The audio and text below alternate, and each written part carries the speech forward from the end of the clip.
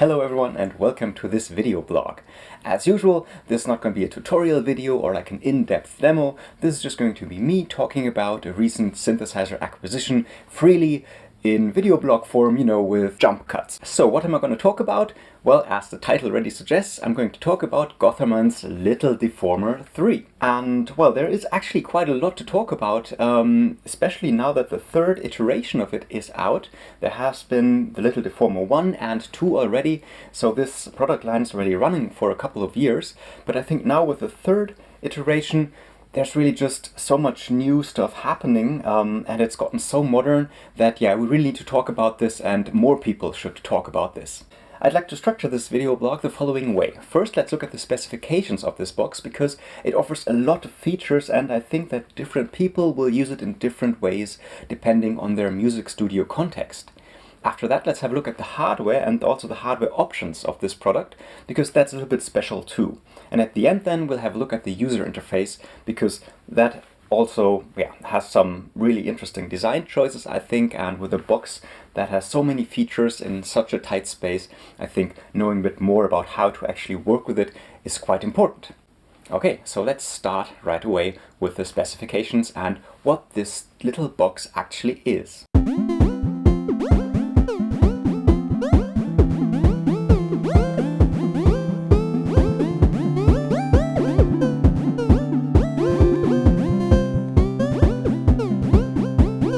If I only had one word to describe the Little Deformer 3, I would say it's a groovebox, because all the groovebox features are in there. As a modern groovebox then, of course, it has a sampling feature.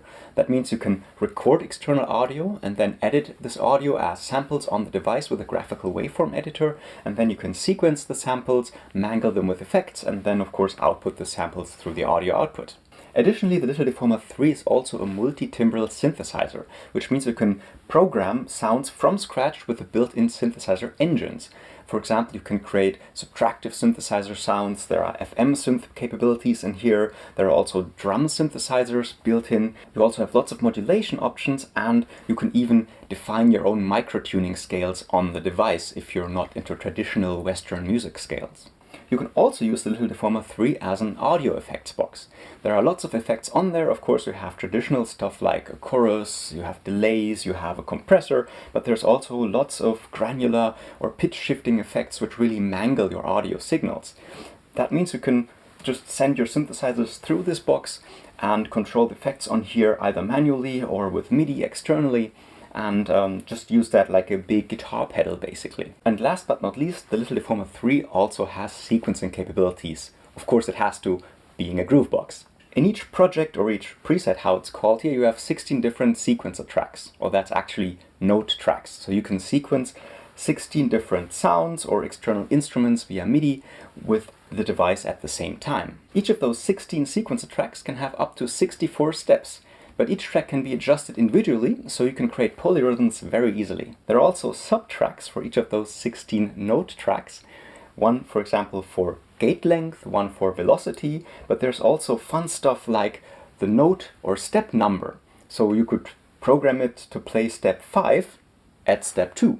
And you can even modulate that with random generators or with one of 32 modulation tracks. So yeah, additionally to those 16 sequencer tracks, you have 32 additional tracks which you can use to modulate all kinds of parameters, which you can use to modulate external gear via MIDI or CV, and yeah, it can get really crazy. Another fun subtrack of the sequencer is the position track. So for each sequencer step, you can actually nudge the timing a little bit between the two steps surrounding it. So it's basically like a per step swing or shuffle amount that you can program and again also modulate via all kinds of stuff like LFOs or random generators. So you can either really deterministically program in locked sequences, or you can create generative madness that just evolves all the time. I already said last but not least, but there's actually one more thing I'd like to mention really quick. It's the morph feature of the Little Deformer 3.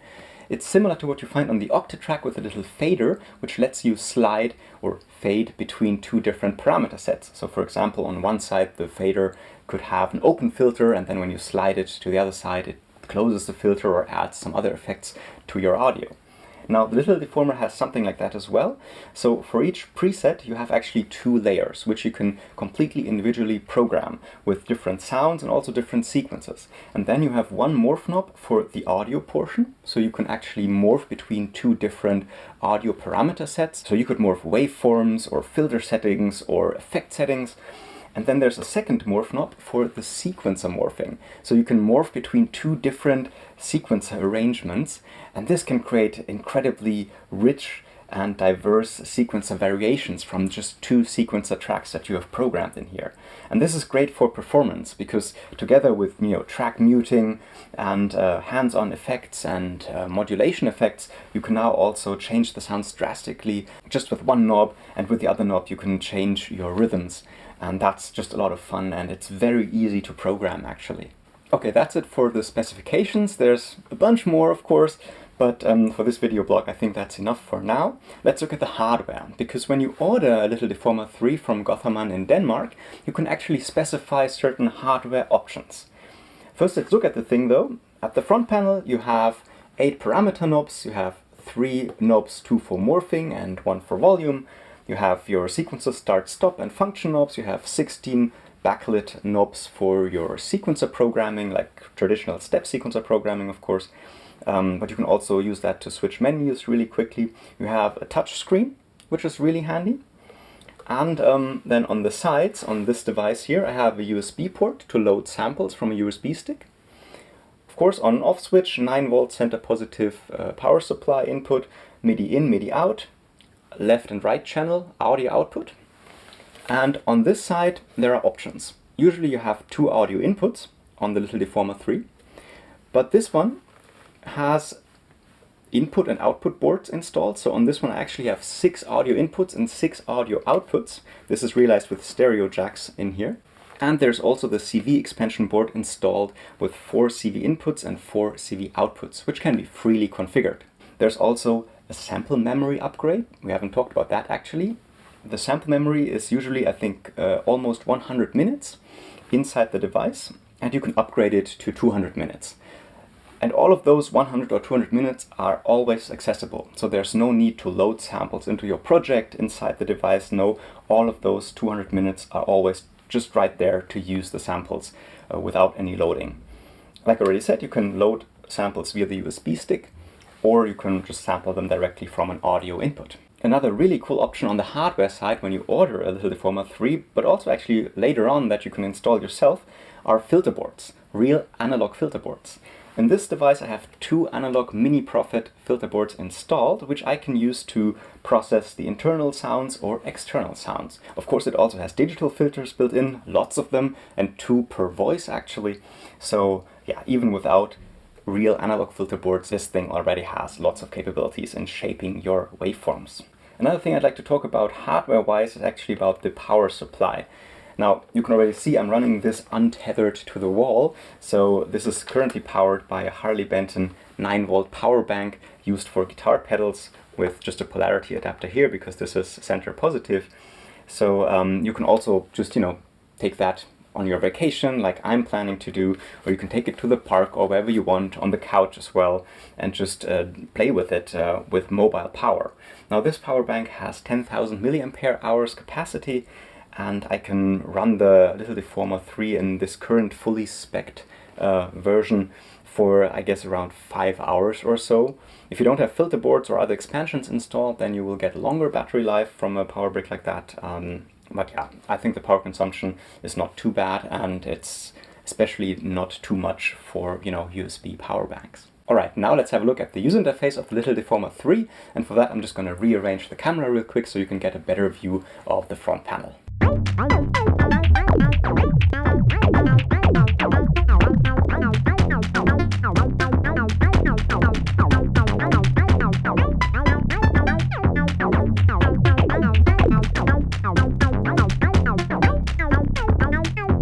Okay, let's start with the knobs.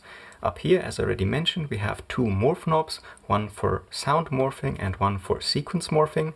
Then we have a dedicated volume knob for the output volume of the device.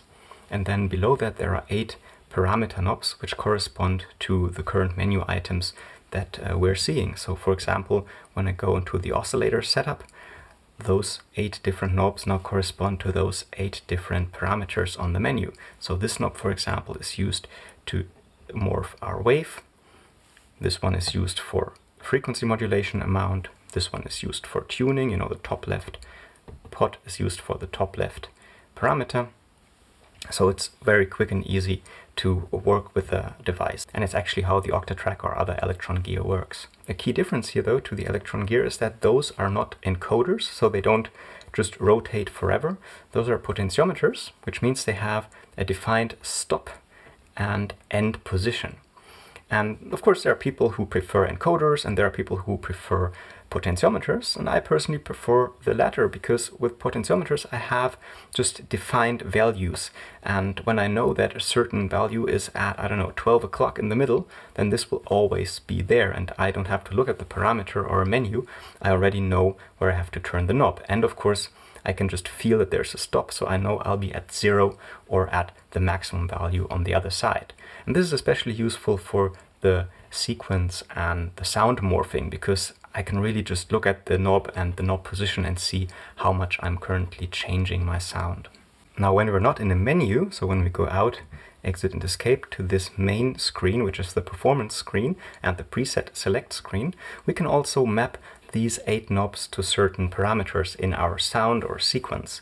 So we can have 8 different manual controls for our performance right here, in addition to external MIDI controls, for example.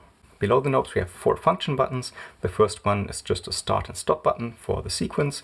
Then we have a button to control the current morph layer, and then 2 buttons which define what the step buttons do actually. Because here we have 16 step buttons which you can use for traditional step sequencing. So when I switch the steps mode on, I can just enter steps, and when I now start the sequence, we'll see the light traveling and hitting those steps, and it'll play the sound when it reaches them. Another thing you can do with the step sequencer buttons is jump to a specific menu.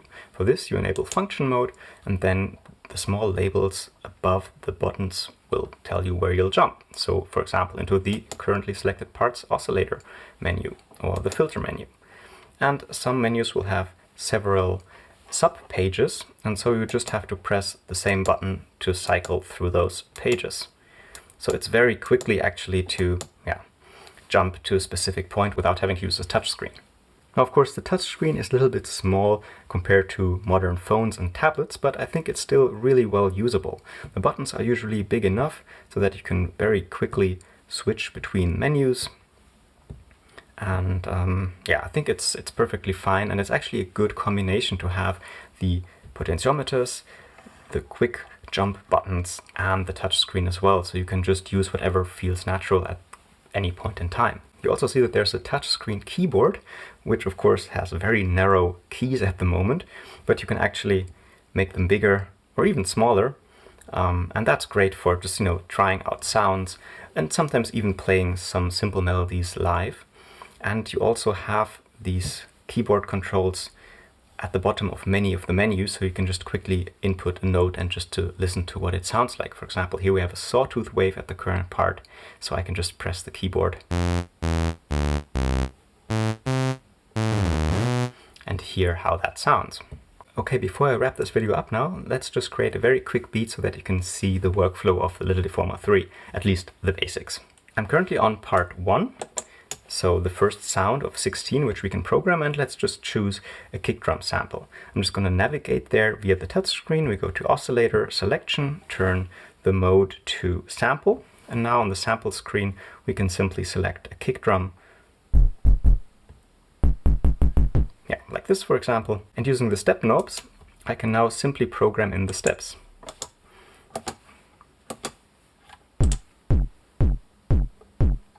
Okay, very straightforward, like we're used to from those step sequencers. Now let's go to part 2 and again load a sample. First we have to set the mode to sample, and then let's select some kind of snare sound. I've got a bunch of them here. As you already can see, I have lots of samples loaded on here.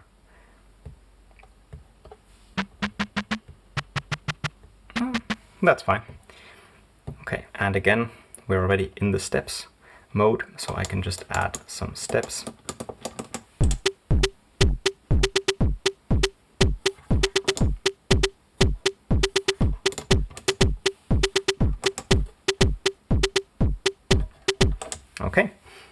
Now, of course, we haven't used any effects or modulation there, but yeah, that's fine. Now let's just go to part 3 and add a bass line. So for this, we'll just go into the oscillator menu again and use a built-in oscillator. We currently have a sawtooth wave as a default waveform, and we can leave it at that, I think, but let's add some filter effects to that. So I can just go to the function menu and just jump right into the filter menu from my oscillator menu, or I can of course use the touchscreen and go to filter. Now first I want to mix in the filter, and then I can decrease the cutoff frequency.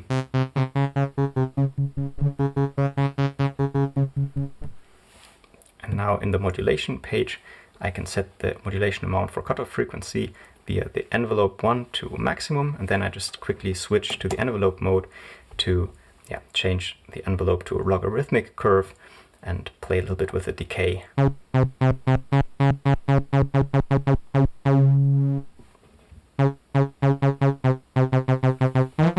Okay, something like that. Let's go just quickly back to the filter and increase the cutoff frequency a little bit. Add a little bit resonance. All right. So now let's program in some notes. I don't know, I'm just going to do this randomly now.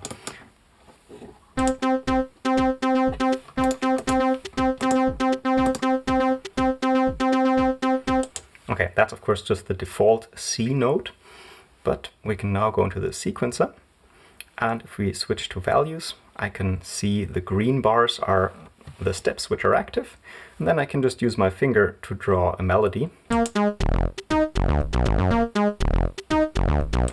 And then I can use the template screen to add a scale to this sequencer track, or a quantizer basically, and let's just quantize that to a C major scale.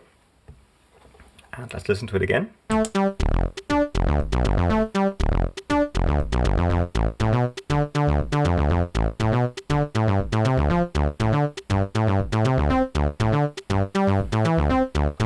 Okay, so here we have a very quick touchscreen melody created. But we can also do that more precisely with the step sequencer, which I've already shown. But you can also just switch the first 8 knobs to the first 8 steps. So we can use the knobs to dial in a note precisely. And then we can just switch to the second 8 steps of the sequence, which is currently only 16 steps long. And, we can use that to, tweak the notes a little bit.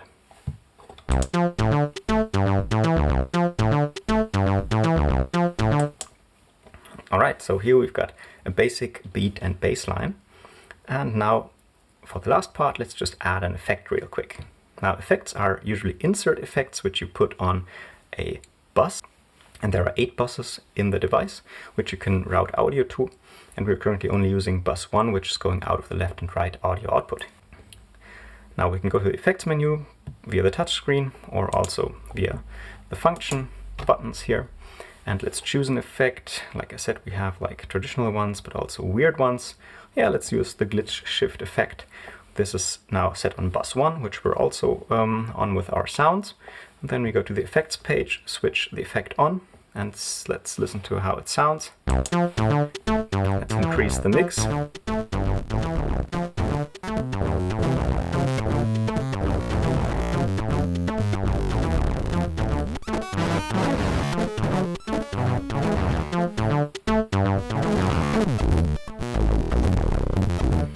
So yeah, instant glitchy granular chaos. Of course, we can now add modulation to this effect. For example, we can modulate the mix parameter on the mod 2 page. And instead of an envelope, let us choose now a random generator. Ah, there it was. Now we have lots of sources right now. But yeah, let's just choose the random generator. Here, one of them, random 3, for example, and then dial up the amount, how it affects the mix.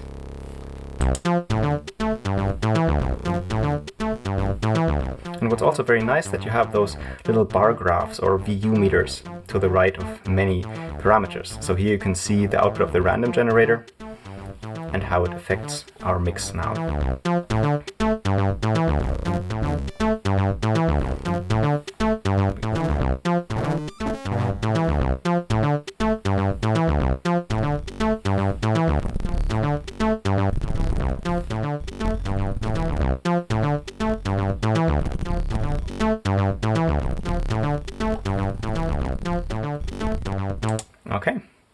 So that's a very quick beat made on the Gotharman Little Deformer 3. Of course, there's lots of more stuff in there, which we're not going to go into right now.